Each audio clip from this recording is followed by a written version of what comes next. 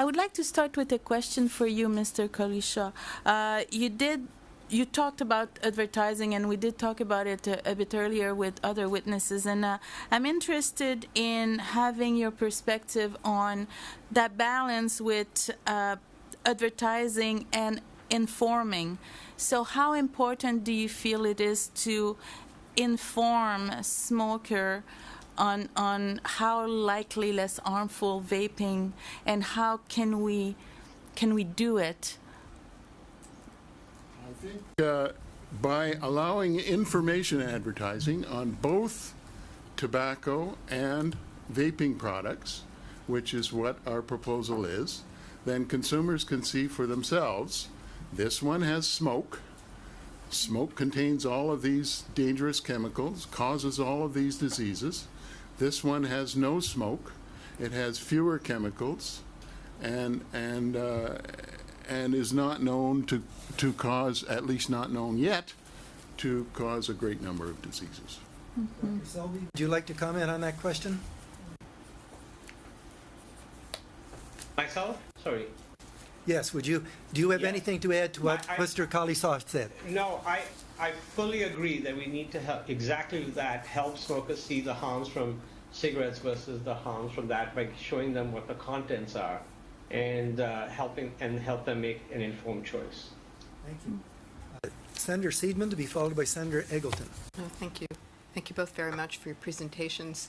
Dr. Selby, in your presentation, you made a point about saying that consumers should have access to the current latest evidence on e-cigarette use. And my question is, do you think that this legislation will indeed facilitate access to this current latest evidence, including, of course, the harm reduction and comparison of risks? You did mention tweaks, which was sort of a bit of a suggestion that you felt there were some things that could be done. So if you might address those, I'd appreciate it. So I guess this whole concept of lifestyle advertising is a bit of a concern. So if you're trying to tell people in a bar situation where they're consuming alcohol about this other product, then one thing is we are linking sort of all of those issues together and creating this idea that this product is about, you know, a lifestyle issue, and that's what it all needs to be. Whereas if people are going into situations where, you know, my patient population aren't frequenters of bars where, you know, the middle class go, and where this kind of information will be shared, and in a sense they will be, you know, I'm worried that we will create this idea within that this is the popular hip thing to do for people, and that we're pulling people in, and that the unintended consequences is that then young people who don't take the time to understand start thinking of it as an attractive lifestyle choice, which it's not. And so, you know, being able to give factual information, like Mr. Collishaw said, in settings where people's brains are able to take that, such as when they're going to buy a product, whether it's a tobacco product, whether they're at the point of decision making to buy a product or not. To me, that's where people should be able to get that information so you can make a comparator. Add to this question? I think the rules that we have on tobacco that allow information-only advertising in certain media have proved themselves over the years to be quite effective. They do allow communicating of factual information about the product. Of course, the tobacco companies have failed to use those provisions because they don't have anything good to say about their products, I guess. But there is an opportunity here for providing sound information to the public without, again, as I say, opening the door too wide and leaving the decisions about what information is to be provided in the hands of the people who want to sell you more of this stuff. I would prefer a tighter restriction. Now, I can think of one more amendment that is not written in the written material I've provided to you, but you might like to consider this. Right now, people are allowed to do information advertising in places where young people are not allowed to enter. If the law were amended to permit the sale of vaping products and tobacco products in stores devoted exclusively to that purpose, and the law also said young people aren't permitted to enter these premises, then tobacco companies could have as many stores as they want where they can provide information advertising on tobacco products and vaping products. They could also sign up people by name so they can send them publications later with information on these products. It's something to consider. Are you, Mr. Collishaw, are you saying that there should be vape and tobacco shops, and that is where these products should be sold exclusively? I am saying that we should authorize the creation of such shops and specify that young people couldn't enter if any such shops are created, and then leave it up to the tobacco companies whether they were going to take advantage of those shops to sell their products, because then they could do quite a lot of information advertising in such locations. Okay. Senator Eagleton to be followed by Senator Petitclerc. Well, Mr. Collishaw, I get the impression from your presentation that you may not agree with what our previous two witnesses said. In terms, that's Dr. Hammond and Dr. Britton from the UK. In terms of vaping products being less harmful, and you do agree with that? I do agree that they are harmful but less harmful. If you detected some disagreement with my colleagues, and I did listen carefully to their presentations, it is, I guess I would be much more cautious about how wide we're going to open this door to promotion. That's perhaps born of my experience in dealing with tobacco advertising and its consequences over the years, and knowing it's the same people who are going to be doing this.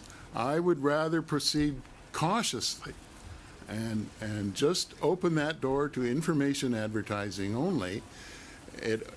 I should add that by doing that, you avoid the whole problem of deciding what's a lifestyle ad and what's an ad aimed at kids. And of course, the tobacco companies would take great delight at playing at the margins of whatever definition you might have on that. If it's just restricted to information and brand preference advertising, as it is for tobacco, I think we're on the optimum path towards the balance that we're all seeking to achieve between making sure these products are available but are used responsibly by smokers as a worthy substitute for smoking tobacco. Whole question. No, Did you I want didn't get my whole question out. Sorry. I was leading into, I didn't get my whole question out. I'm sorry I interrupted. But that's okay. You Senator. clarified at least that part of it. But I also want to go to this question of flavors, because the bill on Schedule 3 talks about prohibition of flavors that could be described, they say, as confectionery, dessert, cannabis, soft drink, energy drink. And yet we also heard that flavors can be an important part of the cessation use of the e-cigarettes. What do you say to these particular prohibitions? Are they enough or too far, or would they? As I understand. Could you let him finish his question, please? Yeah. Anyway, I'm fitted. That's good enough. All right. I'll take Mr. Collishaw and then Dr. Selby. Right. As I understand it, the bill prohibits the advertising of flavors, but not the flavors themselves. And as was explained by one of the previous speakers, that seems to be a reasonable approach. Although we might adjust the list somewhat. I notice there's cherry is allowed, but not cherry cheesecake, for example, because it's dessert. So Okay. there's perhaps some fine tuning there. We get that. Dr. Selby. Yeah, I think advertising, flavors is, again, part of this thing to make it attractive makes a little sense, because most people who are using tobacco products are smoking regular cigarettes that don't have those flavors. So one would think that those flavorings is, and at least speaking to my patients who've gone off and bought products, especially in their attempts to switch over completely from combustible to, they tend to go for cigarette flavors. They're not going for the fruit flavors and what have you. Now, again, I must say that that's my view, because that's my patient population. But I agree. I think advertising the flavors serves little purpose.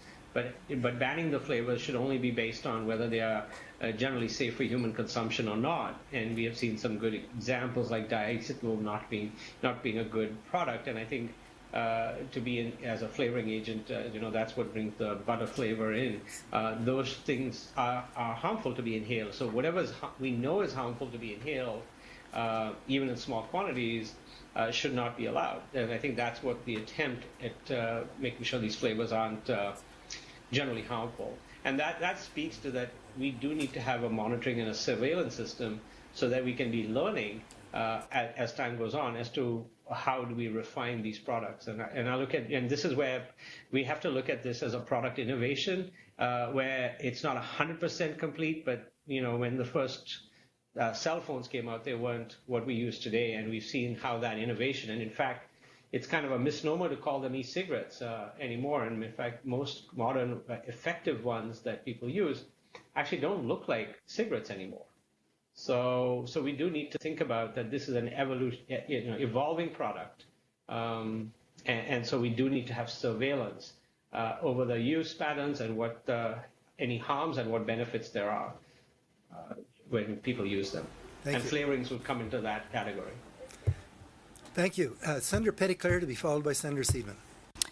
My question will be for you, Dr. Selby. I'm interested to hear you speak a little bit more on the product, on nicotine, and how exactly addictive it is. And especially we heard, or I read you before speak on association on mental health and addiction and certain segment of the population that may be more vulnerable. So with the perspective that we, even if it is likely less harmful, we are having this responsibility in protecting youth and non-smokers. So how addictive exactly it is, and how careful do we need to be? Yeah, so, the addictive properties of nicotine are dependent on how quickly it can enter the brain. And so when people smoke it through combustible tobacco with very high levels and high levels of distribution, that hits the brain very quickly. And when it hits the brain in that way, it leaves very quickly. In about 90 minutes, half of it is out of your body. And that's what sets the person in the cycle of needing this nicotine regularly. Now, our understanding is, and clearly, of course, therefore, chewing tobacco is less addictive, but less addictive than smoking it. And that's why we don't get people addicted to the nicotine patch. Nobody is abusing the patch. Nobody's trying to put on, excess patches to get a buzz or high. Because that comes into the system very slowly. It doesn't hit you. You don't get the hit and you don't get the rush.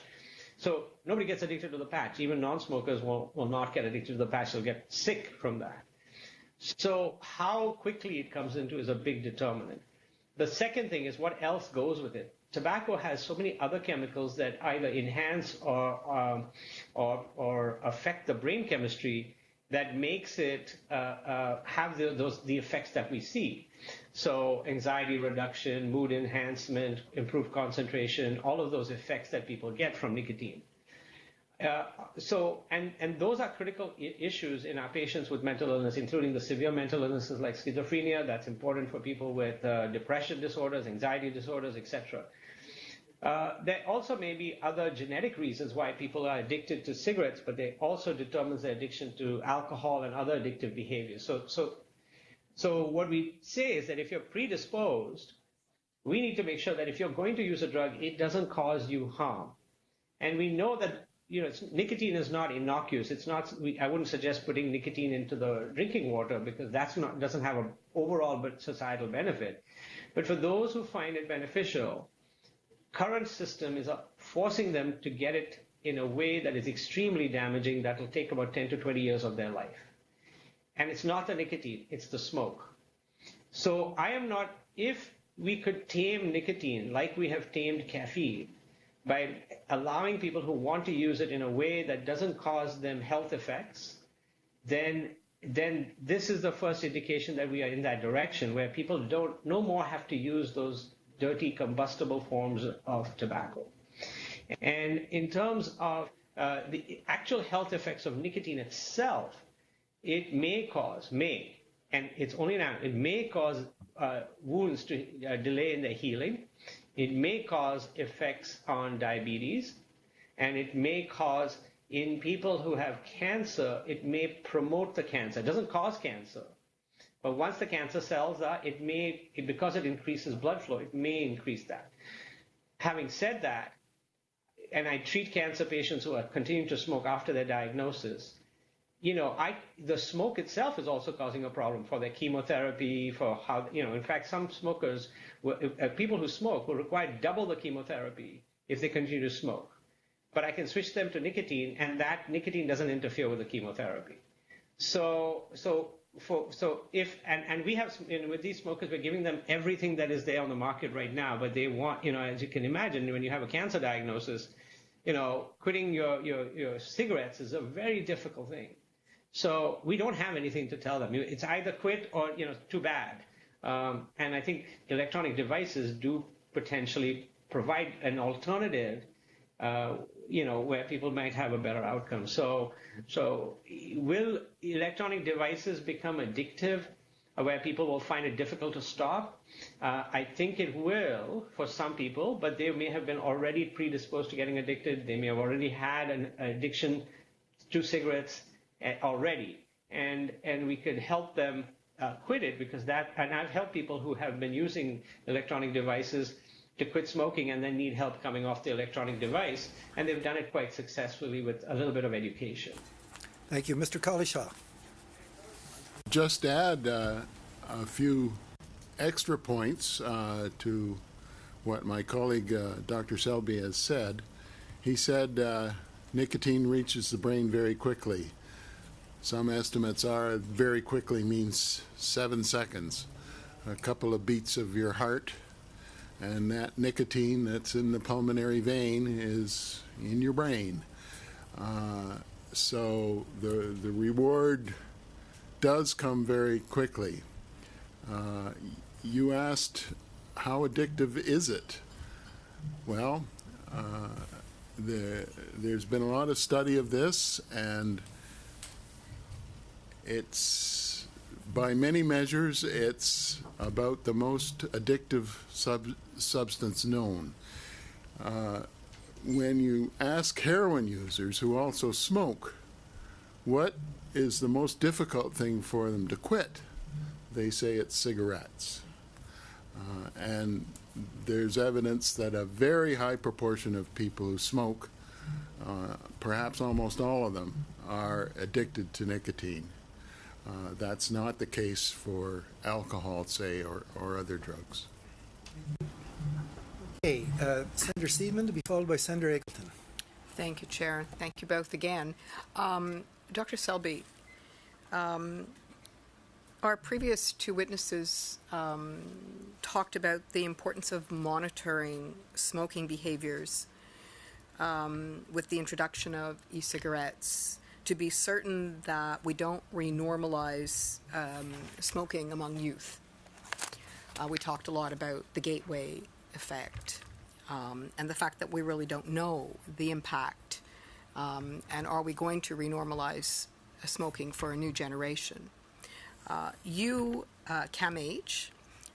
is currently engaged in a study that is looking at patterns of e-cigarette use. And I'm wondering if you have any information to offer us on that score. So what I can say is this. When we look at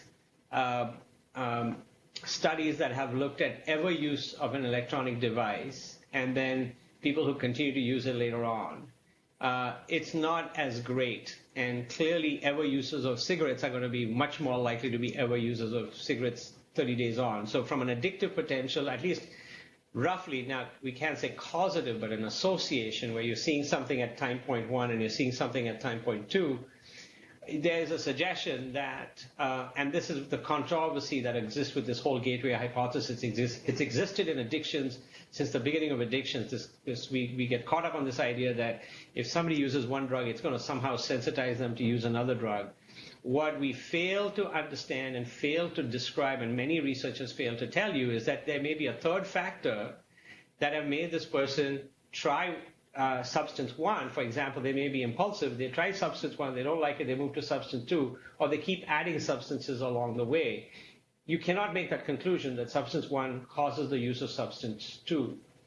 So I think we have to be really careful that when we look at these products, because we are looking at time 1 and time 2, but not following the same person over time and understanding these other conditions, we need to be very careful about that gateway hypothesis. It has great face validity with nice conversational piece, but the scientific basis of gateway hypothesis is that just that. It's a hypothesis that has not been proved for all drugs of abuse.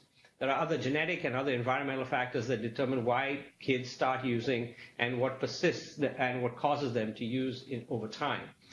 So what we do know is that with electronic devices, there's an association, at least in the UK and in those countries where electronic devices have been on the market, like the UK and the US compared to Australia and Canada, you do see a less onset of youth smoking. Now, whether these youth are going to then transition onto cigarettes, it's an open question, but one would have to wonder why you would move from a cleaner, more functional product to a more dangerous product. I have yet to see that happen in any other human behavior where we say we're going to go away from modern inventions, and if they're acceptable inventions, to go back to an old one. None of us have gone back to the typewriter, as I can tell.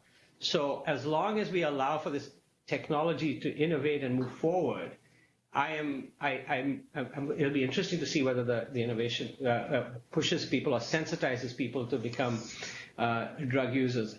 One of the things that the bill needs to pay attention to is if inadvertently we don't allow youth access to electronic cigarettes but perversely allow access to cigarettes, then people are going to start off with cigarettes, which is a much more dangerous product that they use instead of a safer product. And I think that's an ethical conversation we need to have as to what are we telling our youth, that they are not allowed to have access to safer products, but only adults can have them. So because we do know that most youth get their cigarettes through social supply, and we need to make sure we don't inadvertently promote cigarettes to youth because we are so worried about the use of electronic devices. Thank you. Mr. Collishaw, do you have anything to add to this? Yes. Senator Seidman, your question concerned monitoring. And I really think we need to up our game considerably, especially as we are introducing this new product, and we hope it will substitute for the more hazardous product. We need to track carefully what is going on through a combination of annual surveys, quarterly or monthly surveys that are smaller in size, but perhaps probe some key questions for key indicators. I would like to see real-time monitoring. Industry already does this through access to cash register data. I would hope the government could do similarly. For tobacco, we need seed to smoke monitoring. We need to know how this stuff is produced, where it's produced, imports, exports, wholesale, retail, and from that, we're going to have better estimates of smuggling as well. All of these things are needed. These points I'm making are perhaps more programmatic than questions of changing the law or the regulations, but nevertheless, it all works together for our tobacco and vaping control system. Thank you. Senator Eggleton to be followed by Senator Petitclerc. Well, Mr. Collishaw, you said that no flavors were going to be prohibited, that it's only a question of advertising of them, and yet there is this one section, 30.41, no person shall promote or sell a vaping product that has an appearance, shape, or other sensory attribute or a function for which there are reasonable grounds to believe that it could make products appealing to young persons, all of which we would agree. But the question is where you divide the line between young persons and the people using it for purposes of a smoking cessation program. But I do want to ask another question in terms of one of the representations we had here was about, and this gets back to cigarettes itself, tobacco itself, and particularly the cigarette filters. And both of you could comment on this. And this is the question of the manufacturing, the importation of acetate tow, which we were told is a particularly dangerous part of the product. Do you have any comments? Do either of you have any comments on its abolition? Mr. Collishaw. Do.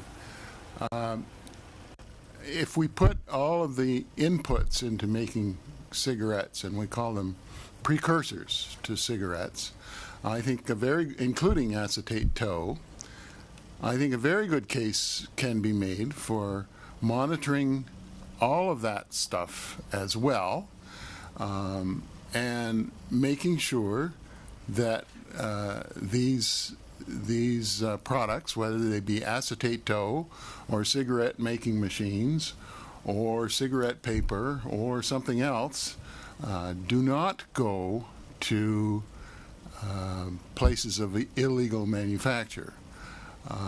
Furthermore, I would like to see that such rules for precursors would be administered by the health department, not the finance department or the revenue department. I think it's much more of a health issue than a revenue issue. And of course, precursors are for other hazardous drugs and illegal drugs are already controlled by the health department. So the health department has some experience in this regard.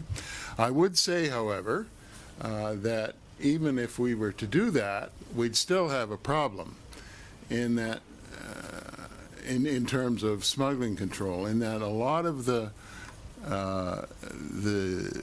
untaxed cigarettes that are around are manufactured on the American side of the Akwesasne community and trucked or moved illegally into Canada. So, of course, Canadian law could only apply to Canadian locations. I think we would need to sit down with our American friends and see what could be done to apply similar controls to those manufacturing operations. So I would hope that would be part of the solution as well. Dr. Selby, do you have anything to add to Mr. Collishaw? No, I'm not an expert in the acetate aspect of the filter. Thank you. Okay, so next, Senator Petitclerc to be followed by Senator Seaman. Mm-hmm. Thank you very much. My question will be, again, first for Dr. Selby. I'm interested to have your perspective on vaping products. When this bill come into place, there is a market. There are companies with interest, and is it your feeling that the bill will protect Canadian as much as it could in terms of the market not exploding, the level of nicotine, for example, and the heat not burn where it will play. So is it what is your perspective in that? Do you feel that the bill will protect us enough? I think it's a good question. Thank you for that question, Senator. I think the bill is attempting. I think as Mr. Collishaw said, if we have good mechanisms for monitoring and frequent monitoring, we will see that, and it might require, and I think that's what the bill needs is the ability to have some tweaks built into it so you can make rapid changes as evidence starts coming forward. And I think in this knowledge cycles being so quickly, any bill needs to have that ability when we're dealing with incomplete information and making decisions, so that you give yourself that ability. I think where it's at will create enough of that a regulation that we've got a legal product that has enough regulation that you're not going to kill off the product completely and then we are stuck with cigarettes because we don't have these products on the market. On the other hand, you've also got enough regulations that doesn't allow just corporate interests to go completely wild with its advertising and promotion, that it starts now recruiting and undermining all the gains that we made in tobacco control. And again, I mean, this is the same conversation that we have with any kind of legalization of any drugs, is that you want to be where you have made it legal and you've reduced the social harms of the use of that product, and you've made it safe for people, as safe as possible for people to use. But on the other hand, you haven't allowed for the illegitimate market to take off, and you haven't allowed for corporate profits to drive consumption. And it is a balance, and it's dynamic, and so I think this bill is the first step in the right direction to achieve that. Mr. Collishaw, do you have anything to add to that? I think that this question of balance is one that's abiding, and as I indicated in my remarks, the approach that I would favor would be somewhat more cautious than perhaps others have suggested, in terms of just opening the door to information advertising only. Dr. Selby mentioned the importance of reacting quickly to changing circumstances, and I would heartily endorse that position. We spoke earlier of the need for extensive monitoring, but we didn't touch on what we need the monitoring for and how we would use the information that we are collecting. And of course, the two go together. The people who will be administering this law need to be given the facility to react quickly and adjust our actions and our plans in order to best protect public health in the light of the information we have. They have to have the tools to be able to use the information for the good of all.